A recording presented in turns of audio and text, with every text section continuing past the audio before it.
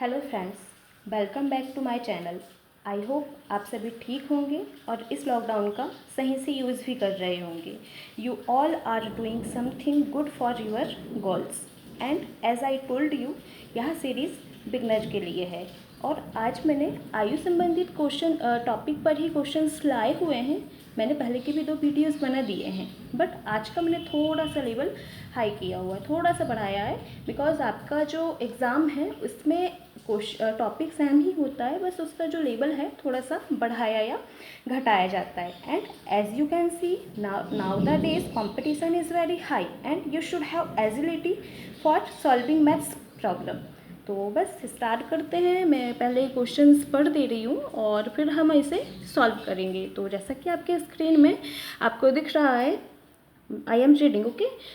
एक पिता की आयु उसके पुत्र की आयु की 9 गुनी है ना। एक पिता की आयु उसके पुत्र की आयु की 9 गुनी है तथा माता की आयु पुत्र की आयु की 8 गुनी है। पिता और माता की आयु का योगफल 51 यानी 51 वर्ष है। पुत्र की आयु क्या है? तो आपको क्या चीज़ फाइंड करनी है, क्या निकालनी है? सन्स एज, है ना। वो कह रहा है कि पुत्र की आयु बताइए। तो बताइए, आप थोड़ा सा सोचिए। First you have to think कि हमें किसकी एज कंसिडर करनी होगी। बताइए, हम पिता की माने यानी फादर की माने, या उसकी माता यानी मदर की माने, या सन्स की माननी पड़ेगी। तो सबसे पहले आपको सोचना पड़ेगा। देखिए क्या कह रहा है, एक पिता की आयु उसके पुत्र की आयु की 9 गुनी है। किसकी आयु की 9 गुनी है? तो जिसकी 9 टाइम है अपने बेटे की आयु की, है ना। अपने सन्स का जो एज है उसका 9 टाइम है। तो आपको क्या चीज़ कंसिडर करनी होगी? सन की age. You have to consider son's age. जब भी तो आप दिखाएंगे कि उसकी फादर की जो एज है 9 टाइम है। किससे? अपने सन से। तो बस उसी के अकॉर्डिंग मैं मान रही हूँ। मैंने यहाँ पे माना है, हमेशा से पहले के 2 वीडियोस में मैं बता चुकी हूँ कि आपको क्या मानना होता है, प्रेजेंट एज माननी होती है। तो ये देखिए, मैं पुत्र की वर्तमान आयु मान रही हूँ, है ना। प्रेजेंट एज मैंने बताया था, प्रेजेंट एज ही मानते हैं। तो पुत्र की वर्तमान आयु क्या माना? x। तो according to your question, what is your question is saying कि पिता की आयु उसके पुत्र की आयु की 9 गुनी है। जब आपके पास में पुत्र की एज आ चुकी है या सन की जो एज आ चुकी है, तो आप बता सकते हैं कि उसकी फादर की कितनी है, 9 टाइम है अपने सन की। तो दिखा दीजिए, बताइए फादर की या पिता की क्या हो जाएगी? ये पिता की 9 टाइम यानी 9 गुना, है ना। गुना में कहा है ना उसने, 9 गुनी में, ये देखिए गुना होगा ना कि प्लस होगा। 9 वर्ष मतलब 9 गुनी कही हुई है, 9 वर्ष अधिक नहीं कही हुई। तो ये हो गया 9x। ऐसे ही माता की आयु पुत्र की आयु की 8 गुनी है। तो क्या है? जो उसकी मदर की एज है अपने पुत्र की, तो पुत्र पे जाना है आपको। उसकी सन की एज कितनी है? x है। तो यहाँ पे दे दीजिए मदर्स एज या माता की जो आयु है, ये हो गई उसके सन की x, और कितनी टाइम है? 8 गुनी, है ना। प्लस नहीं करना है, you not need to addition, because आपके क्वेश्चन में कह रहा है मल्टीप्लाई, गुनी, है ना। तो बस 8 टाइम है। बस यहाँ से आप जब तीनों का बता दिया, सन की x हो गई है, फादर की 9x हो गई है और मदर की 8x हो गई है, तो हम आगे इसको सॉल्व कर सकते हैं। What is your question is saying, read again. पिता और माता की आयु का योगफल, मतलब जो सम है, फादर और मदर की जो एज है उनका जो सम है या एडिशन है, कितने टाइम कह रहा है? 51। तो ये देखिए उसकी पिता की है 9x, तो यहाँ पे दे दीजिए अकॉर्डिंग टू क्वेश्चन या प्रश्नानुसार, है ना। ये देखिए, तो पिता की कितनी हो गई है? 9x, ठीक है। और मदर की कितनी हो गई है? योगफल यानी सम, 8x। कितना हो गया? दोनों का सम कितना दिया हुआ है? 51। तो यहाँ पे ये दे दिया मैंने 51। बस x है, कांस्टेंट है। आई टोल्ड यू कि यदि एक से कांस्टेंट होते हैं तो हम उसे ऐड कर सकते हैं। दोनों को ऐड कीजिए, क्या हो गया? 9 में जब 8 को आपने ऐड किया तो 17 हो गया, है ना। ये हो गया 17x इक्वल में 51 तो चलेगा ही। तो बस यहाँ पे आई टोल्ड यू, मैंने पहले कि आपके अपने वीडियोस में बता रखा है कि यदि ये वेरिएबल है, कांस्टेंट है, कांस्टेंट के साथ है तो मल्टीप्लाई में कंसिडर किया जाता है। तो ये यहाँ पे काय में जाएगा, जब साइड चेंज होता है तो अपॉन में जाएगा, यदि मल्टीप्लाई में है तो x इक्वल क्या हो जाएगा 51 और ये अपॉन में जाएगा तो ये हो गया 17। अब डिवाइड में है तो इसे कट कीजिए, बताइए डिवाइड करने पे कितना आएगा, 17 बन जा 17, 17 2 ज़ा 34 और 17 3 ज़ा 51, राइट है ना। तो 3 टाइम पे ये कट हो जाएगा, तो बस x आ गया है आपका। अब यदि आपका x ही आ गया है, मैंने आपको कहा था कि we have to find x, हमें x फाइंड करने होते हैं इस टाइप के क्वेश्चंस में। तो यदि अपना x आ चुका है तो आगे हम बता सकते हैं जिसकी भी उसने एज पूछी हो, तो बस उसने पुत्र की ही पूछी थी तो x तो यही आ गया, यानी 3 वर्ष का है उसका बेटा। यदि उसने पिता की पूछी होती तो हम इसमें 9 के साथ इंटू करके बता देते, माता की पूछी होती तो x के साथ, है ना, x का वैल्यू यहाँ पुट करके बता देते। तो बस दैट इज़ योर आंसर। और ये देखिए ये आपका RRB NTPC फिफ्थ सेकंड में आया हुआ क्वेश्चन है। तो बस यही किया है मैंने, आई होप कि आपको समझ में आया होगा। ठीक है फ्रेंड्स, तो अब नेक्स्ट क्वेश्चन देखते हैं हम, है ना, उसी टॉपिक पर है, बस थोड़ा सा इसका जो क्या कहा जाए ट्रिक चेंज है या थोड़ा सा कॉन्सेप्ट उसका चेंज है। तो मैं पढ़ रही हूँ क्वेश्चन, आप लोग देखिएगा।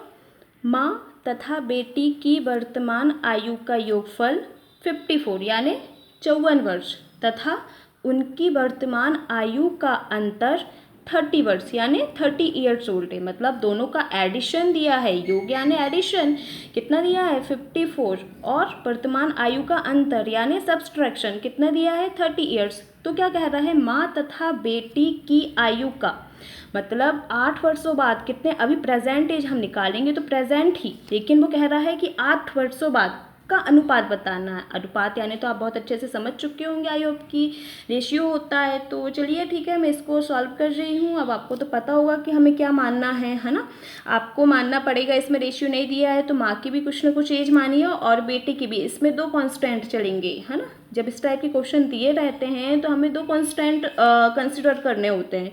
तो बस मैं बता रही हूँ, हमें प्रेजेंट एज मानते हैं हमेशा से, मैंने आपको बताया हुआ है, ये प्रेजेंट एज हो गई। जैसे यदि मैंने माँ की मानी, आप कुछ भी मान सकते हैं, कुछ भी कांस्टेंट ABCD XYZ जो भी एज यू विश, है ना। तो माँ की मैंने यदि यहाँ पे x मानी हुई है, ठीक है, प्रेजेंट एज माँ की x मानी और बेटे की कितनी मानी हुई है मैंने y, बस। तो यदि हमने ये कंसिडर कर चुका है तो आप आगे क्वेश्चन पढ़िए और उसी के अकॉर्डिंग हम सॉल्व कर देंगे। वर्तमान आयु का योगफल, योगफल देखिए, योगफल यानी क्या होता है एडिशन। तो x प्लस वाई इक्वल कितना हो गया 54, दिया है आपके क्वेश्चन के अकॉर्डिंग। अब यहाँ देखिए कांस्टेंट डिफरेंट है, ये x है ये y है, तो ये दोनों ऐड नहीं होंगे। आपको मैंने फर्स्ट वीडियो में बता दिया था कि सैम कांस्टेंट वाली चीज़ें ही ऐड होती हैं। तो बस इसको इक्वेशन फर्स्ट दे दीजिए, यहाँ तो हम कुछ कर ही नहीं सकते, we can't do anything with this equation. तो रीड द क्वेश्चन अगेन, क्या कह रहा है, माँ तथा बेटी की आयु 8 वर्ष, सॉरी यहाँ से आएगा, उनकी वर्तमान आयु का अंतर, अंतर कितना दिया है 30 वर्ष। तो अंतर यानी subtraction x minus y equal कितना हो गया 30। इसका इक्वेशन क्या हो गया सेकंड।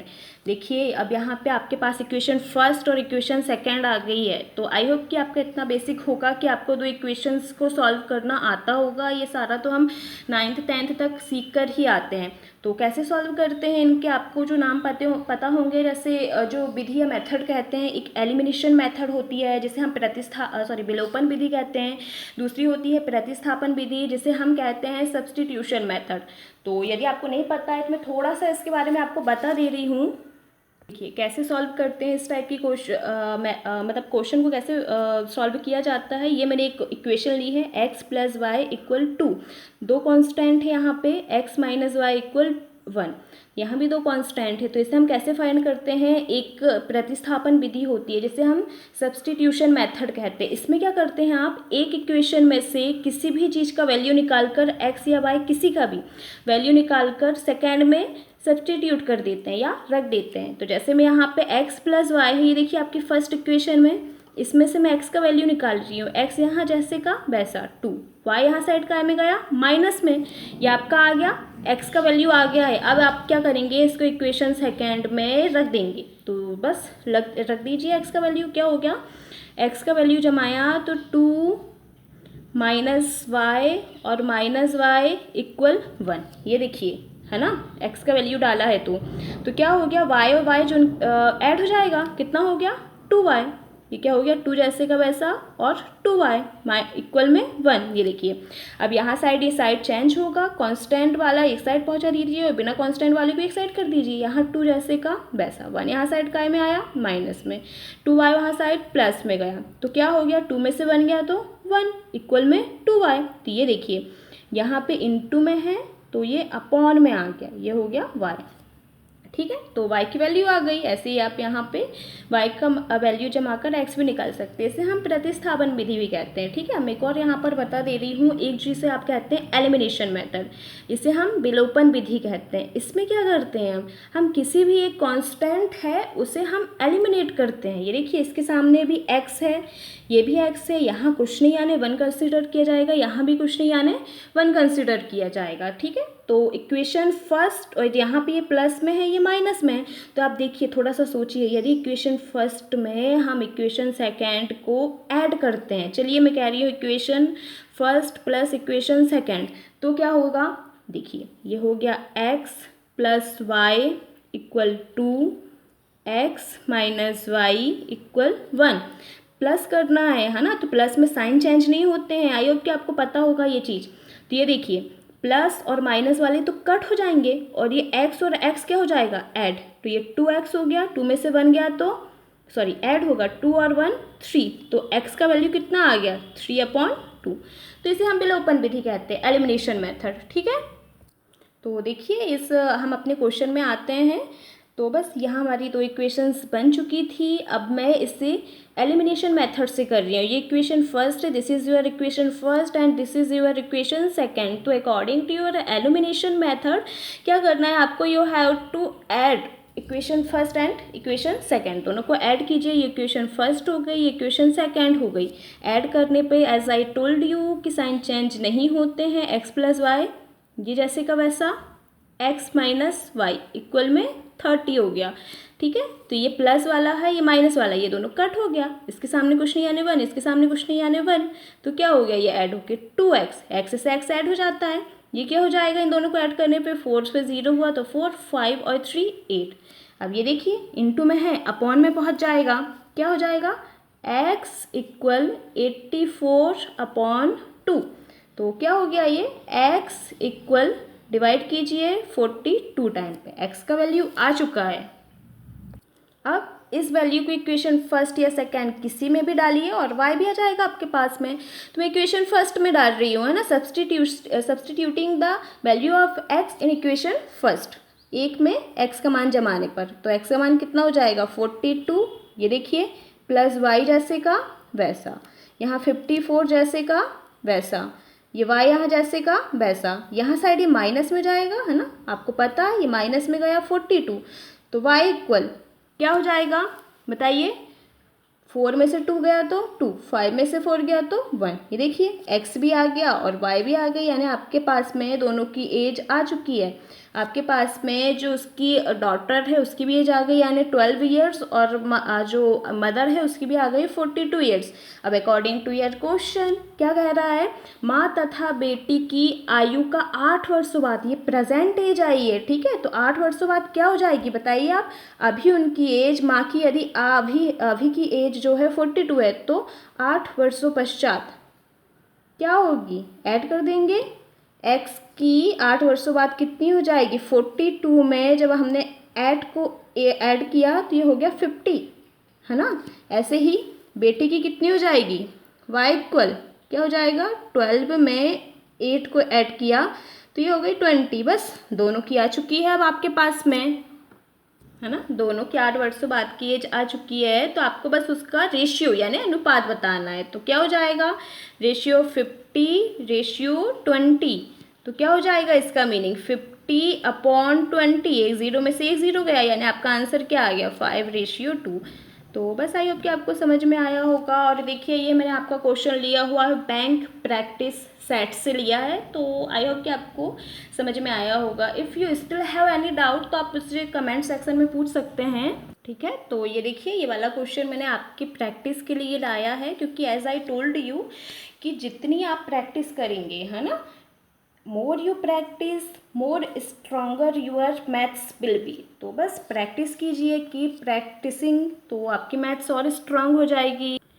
तो आई होप कि आपको मेरा वीडियो पसंद आया होगा। यदि आपको कोई डाउट है तो आप मुझसे कमेंट सेक्शन में पूछ लीजिए, और यदि आपको अच्छा लगा तो प्लीज़ लाइक कीजिए, सब्सक्राइब कीजिए और शेयर कीजिए। So thank you for watching.